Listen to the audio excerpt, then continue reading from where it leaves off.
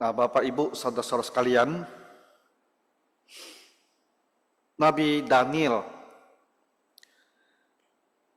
adalah nabi yang saya rasa kita semua yang ada di sekolah minggu atau sudah beberapa waktu di gereja, nah tentu kita pernah mendengar tentang nabi ini. Daniel adalah nabi yang sangat luar biasa. Jadi dalam 2 bulan di Agustus dan September, nah kita akan pelajari nubuat-nubuat yang diberikan Tuhan kepada Nabi Daniel. Nah, dia nubuat-nubuat yang besar, yang berbicara tentang sejarah dunia kita, tentang kedatangan Juru Selamat Tuhan Yesus ke dunia ini, dan juga tentang akhir zaman. Jadi saya berdoa di 2 bulan ini kita bisa belajar bersama dan lebih mengerti tentang apa yang telah Tuhan sampaikan melalui Nabi Daniel ini. Nah, untuk sore ini, ini minggu yang pertama. Jadi saya pikir sebelum kita membicarakan nubuat yang Tuhan berikan kepadanya, nah kita akan melihat sekilas tentang pribadi Nabi ini. Dan dari situ kita akan mendapatkan pengertian mengapa Tuhan memakai Daniel sedemikian hebat dan memberikan nubuat-nubuat yang besar melalui nabi ini. Nah, ada 2 hal yang bisa kita lihat di dalam pasal 6.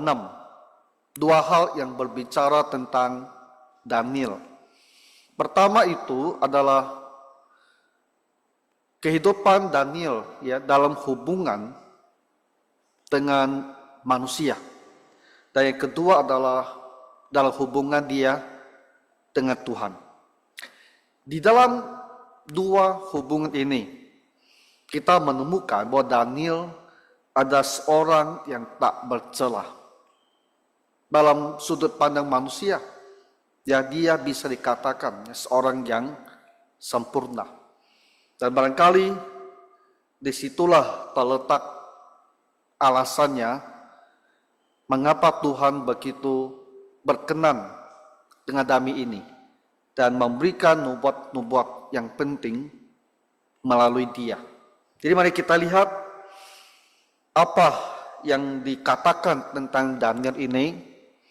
Kemudian dari kehidupan Daniel, kita juga coba mencari teladan untuk kita di masa sekarang ini. Daniel adalah seorang terhubungan dengan manusia. Dia mempunyai integritas yang tak bercelah. Bisa dikatakan sempurna. Dari mana kita ketahui hal ini? Nah, di ayat yang keempat dan yang kelima kitab Daniel ini diberikan catatan tentang Daniel. Dikatakan mereka tidak mendapat alasan apapun atau sesuatu kesalahan, sebab ia setia dan tidak ada didapati sesuatu kelalaian atau sesuatu kesalahan padanya. Nah, kita review sedikit apa yang terjadi. Nah, ini pada masa Daniel sudah tua sekali. Dia sudah melayani pada era kekaisaran Babilonia, beberapa raja Babilonia yang dia layani. Dan sekarang dia sudah sampai di era kekaisaran Medo-Persia. Dikatakan Medo-Persia karena kekaisaran ini sesungguhnya terdiri dari 2 negara, ya, negara Medo dan Persia digabung menjadi satu. Dan rajanya adalah Darius. Ini satu kekaisaran yang sangat besar sekali. Nah, tadi kita melihat bahwa negara yang besar ini dibagi atas begitu banyak seperti wilayah-wilayah, 120 wilayah-wilayah. Ya mungkin untuk kita Indonesia kita bisa kata itu provinsi-provinsi. Ya, dan masing-masing itu ada orang yang memerintah, disebut wakil raja. Tapi di atas 120 wakil raja ini ada 3 lagi yang diangkat untuk mengepalai mereka. Dan Daniel adalah salah satu dari 3 penguasa paling tinggi ini. Dan firman Tuhan juga mengatakan,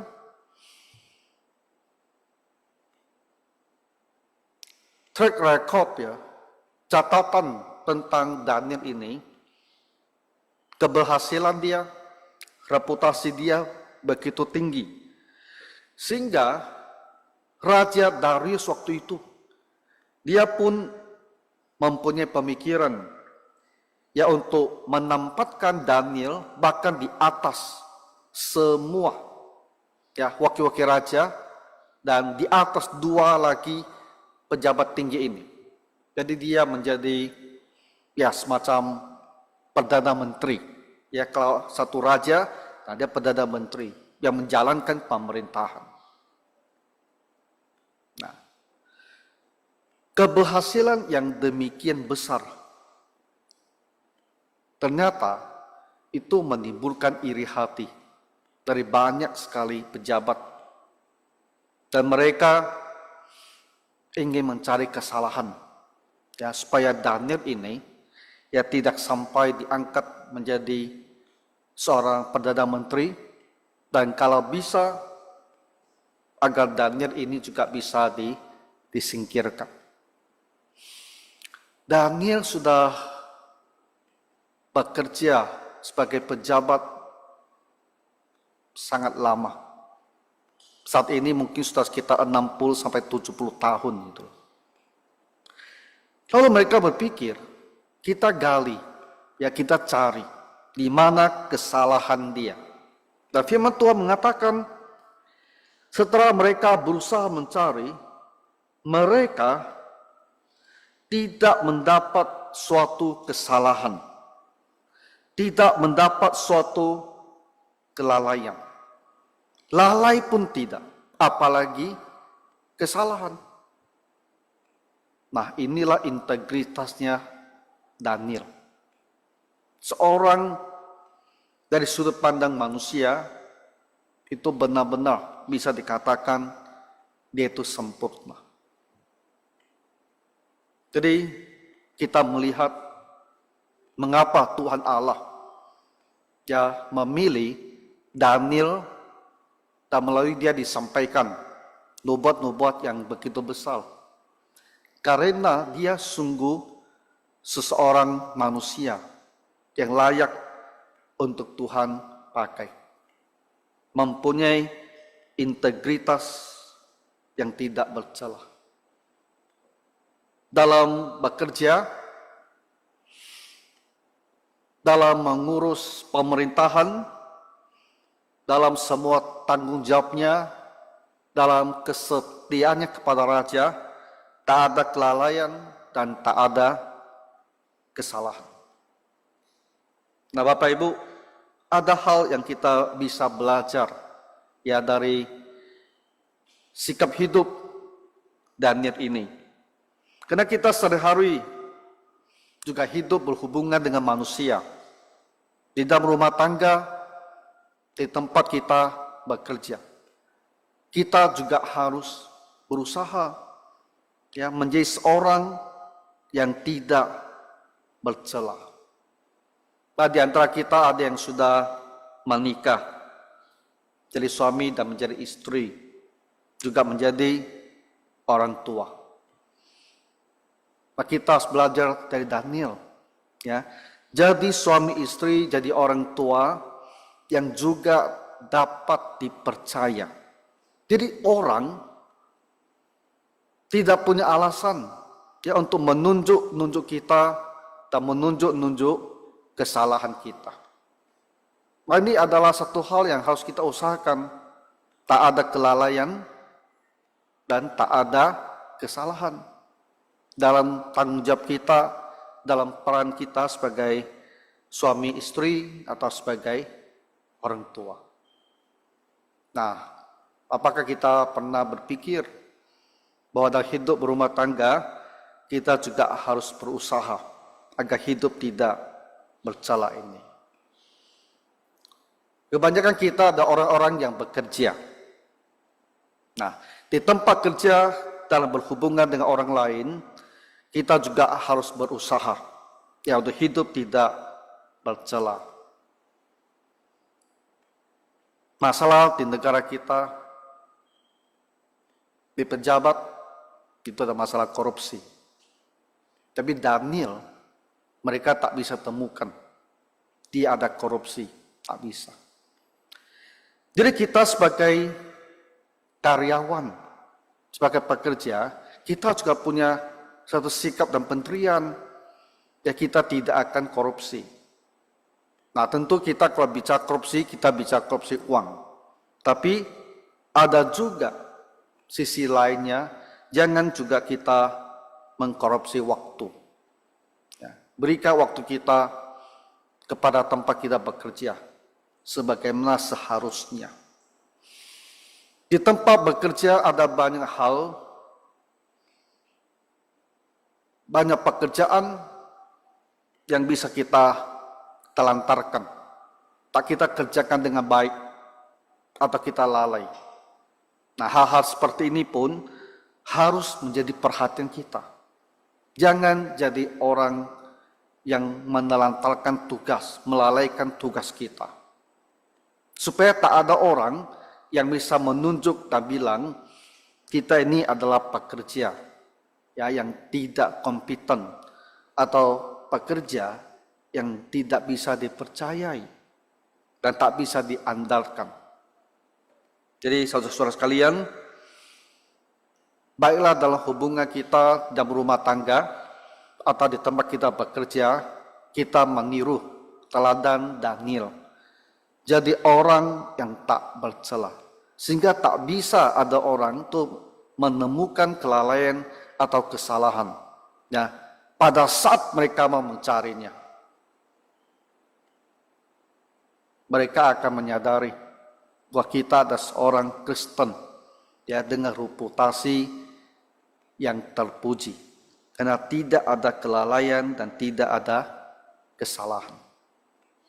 Nah, ini tentu adalah suatu harapan yang sangat tinggi. Ya. Tetapi kita mempunyai sebuah contoh. Nabi Daniel, dia bisa hidup seperti ini. Jadi biarlah kita mempunyai juga pengharapan demikian. Seberapa jauh kita bisa mencapai standar ini, kita usahakan dan kita berdoa Tuhan menolong. Tapi setidaknya di hati kita mempunyai kemauan ini. Saya akan jadi seorang manusia dalam rumah tangga, di tempat kerja, seorang yang tak bercela. Sehingga orang tak bisa menunjuk saya dan bilang itu lalainya kamu, itu kesalahannya kamu. Oke? Nah, jadi ini adalah teladan yang bisa kita lihat dari Nabi Daniel. Kalau kita bisa belajar jadi orang seperti ini, kita tidak tahu bagaimana Tuhan bisa menggunakan kita. Ya, bisa menjadikan kita berkat yang seberapa besar ya kepada orang-orang di rumah kita atau mereka yang berhubungan dengan kita di dalam kehidupan sehari-hari. Oke, nah lalu kita lanjutkan yang kedua, dalam hubungan dengan Tuhan. Daniel juga tidak bercela. Kenapa? Kita lihat. Setiap hari dia akan berdoa kepada Tuhan 3 kali.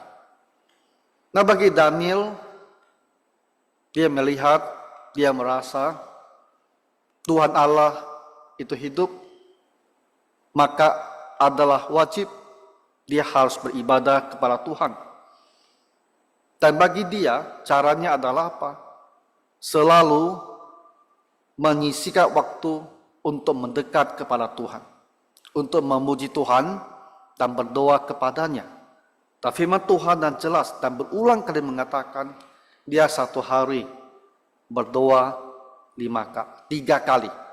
Ya, karena dia ingin ada 3 kali waktu dia bisa terlepas dari kesibukan tugas pekerjaannya dan dia bisa punya waktu antara dia dengan Tuhan di dalam doa ini. Dan ini adalah satu hal yang sangat baik. Tetapi yang membuat dia jelas sekali tak ada celahnya, tak ada kesalahannya adalah fakta bahwa ketika hidupnya itu terancam, dia tidak menelantarkan ibadahnya dan dia tetap berdoa. Nah, mereka ini yang membenci Daniel, mereka merancang suatu kejahatan. Dan Raja Darius, nah dia juga seorang raja yang ingin mendapatkan penghormatan yang sia-sia dari manusia. Sehingga dia pun menyetujui rancangan yang sangat tidak masuk akal ini. Dan mereka sampaikan kepada raja bahwa ini adalah keputusan daripada semua pejabat, tidak hanya para pejabat tinggi, tidak hanya para wali raja, tapi juga para bupati, ya para penguasa-penguasa kecil di seluruh negeri. Jadi dia sampaikan kepada raja, ini adalah keputusan kami semua, ya yang menjadi pejabat di dalam negeri ini. Dan keputusan kami adalah meminta agar dalam waktu 30 hari hanya Raja Darius itu akan dimuliakan. Hanya Darius jadi tempat orang boleh meminta pertolongan. Manusia tak boleh minta pertolongan kepada Tuhan, kepada dewa mereka. Tidak boleh juga kepada manusia yang lain.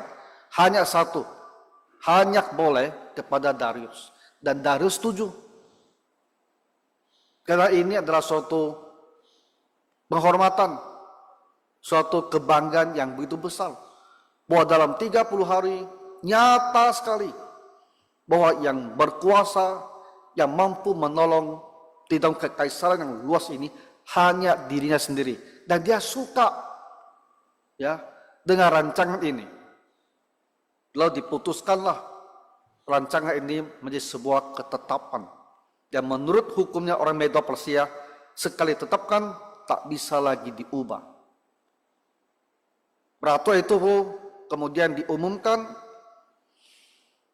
dan tujuannya hanyalah untuk menangkap si Nabi Daniel.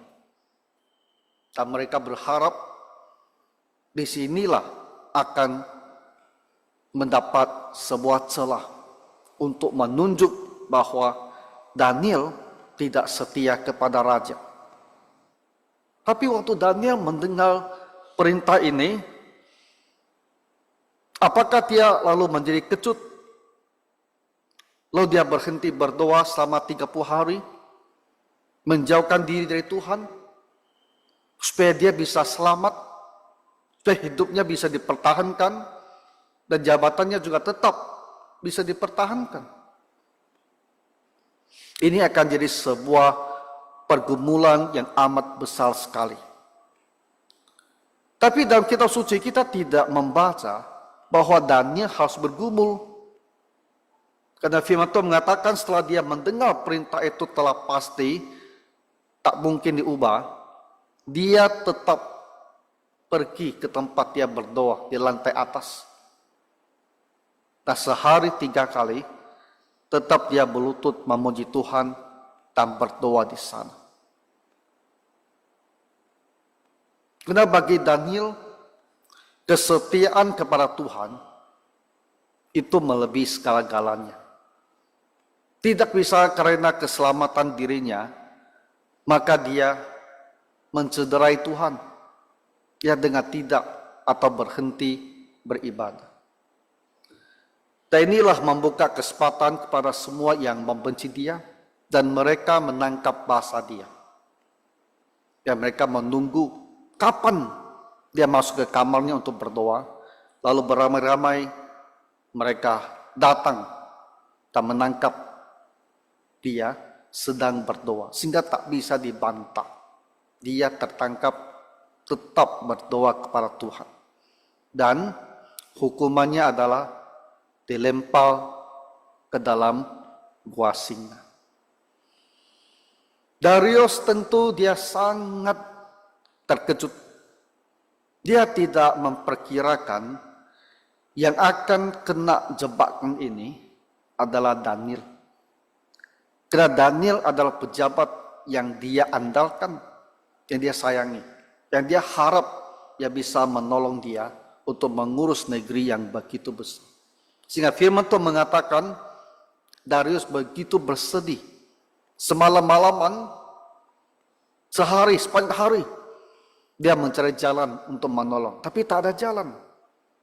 Semalaman dia tidak mau makan, dia puasa. Karena dia berpikir, Daniel besok akan ditemukan. Dia sudah dimakan habis oleh para singa ini.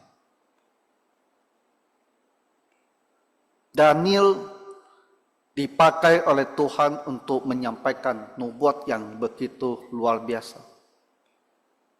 Di sini kita melihat ini adalah seorang hamba Tuhan yang lebih mengutamakan kesetiaan kepadanya dari apapun juga, termasuk hidupnya sendiri.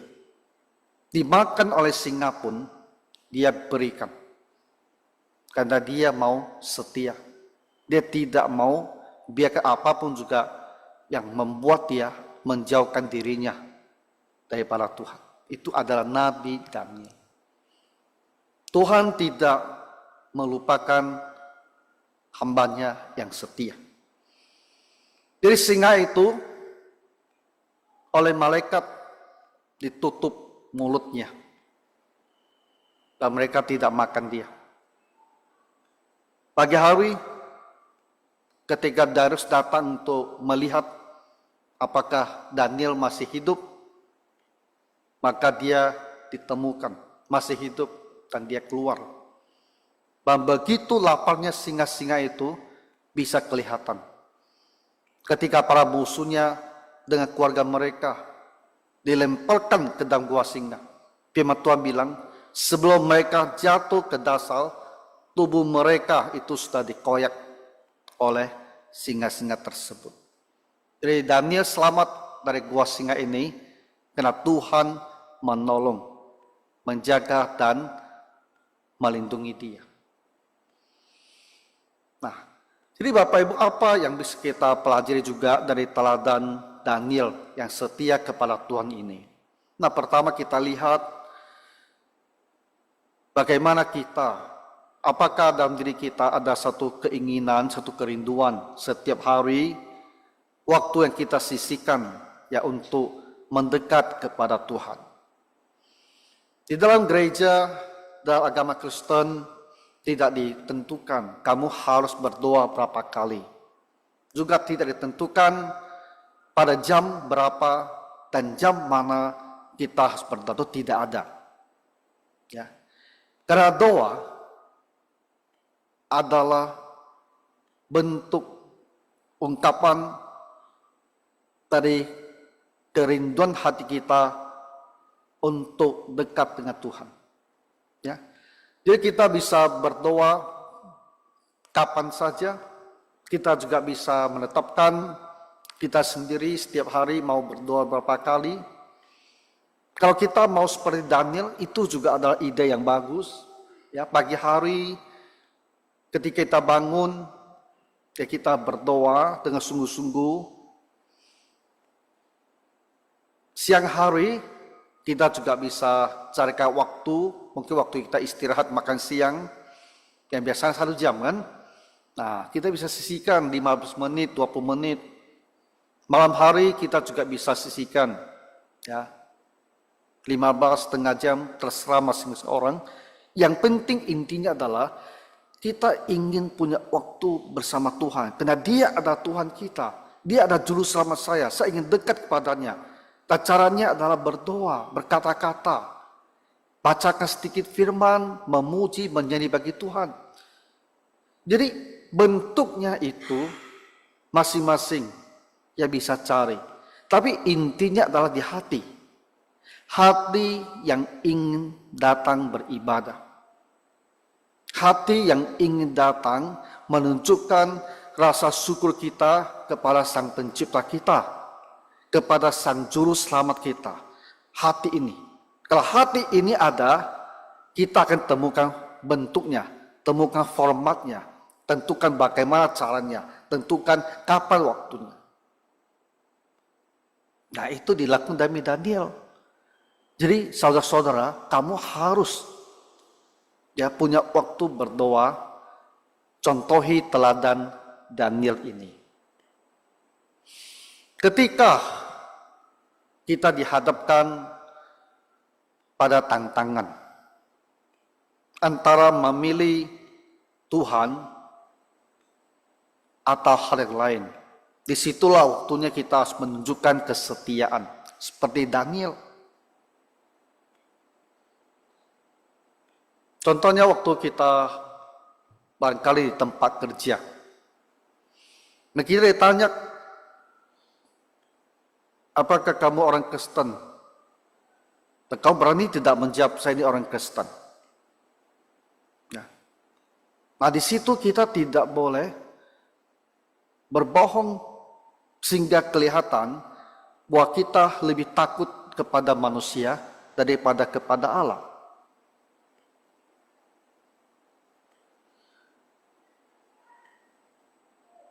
Ketika ada hal, apakah itu pekerjaan, apakah itu pacar kita yang meminta kita untuk meninggalkan Tuhan, disitulah akan nampak apakah kita ini seperti Daniel, memilih setia kepada Tuhan di atas segala kepentingan dan kesukaan diri kita sendiri. Nah, saudara-saudara, kalian harus punya hati yang mantap. Nah, pencobaan kita banyak. Hal-hal yang mau menjauhkan kita dari Tuhan itu banyak. Pekerjaan yang memberikan gaji yang lebih tinggi, tapi itu adalah pekerjaan berdosa. Apakah itu akan kita ambil? Kita memilih mendapatkan penghasilan yang baik, tapi melawan perintah dari firman Tuhan. Apakah itu akan kita lakukan? Nah, Tuhan akan melihat kita pada saat-saat seperti ini. Jadi kita melihat mengapa Daniel dipilih Tuhan untuk melakukan pekerjaan yang sedemikian besar.